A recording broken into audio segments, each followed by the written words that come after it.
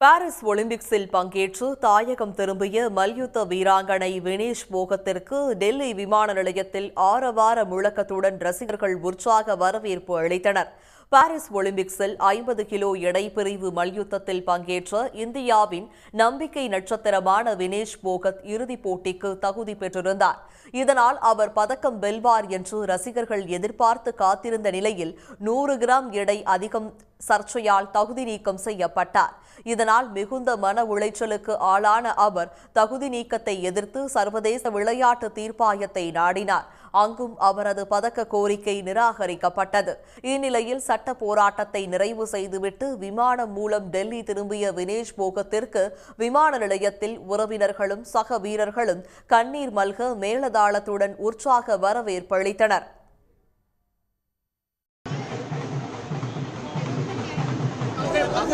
पूरा देश इंतजार कर रहा था आपका।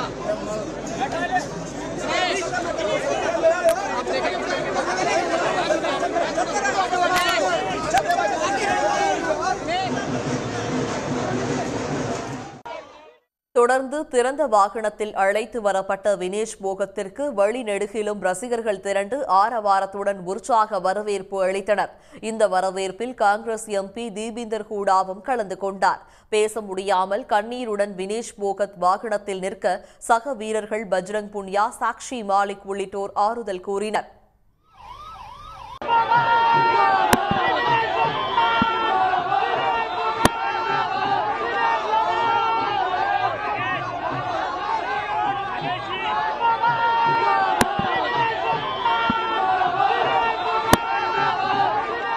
நூலிழையில் பதக்க வாய்ப்பை இழந்த வினேஷ் போகத்திற்கு வெள்ளி பதக்கம் வென்றவராக கருதி உற்சாக வரவேற்பு அளிக்கப்படும் என்று பஞ்சாப் மற்றும் ஹரியானா அரசுகள் கூறியிருந்தன. அதன்படி ஹரியானாவில் உள்ள அவரது சொந்த கிராமமான பலாலியிலும் சிறப்பான வரவேற்புக்கு ஏற்பாடுகள் செய்யப்பட்டுள்ளது. சன் நியூஸ் வாட்ஸ்அப் சேனலை ஃபாலோ செய்யுங்கள். QR கோடை ஸ்கேன் செய்து சன் நியூஸோடு இணைந்திருங்கள்.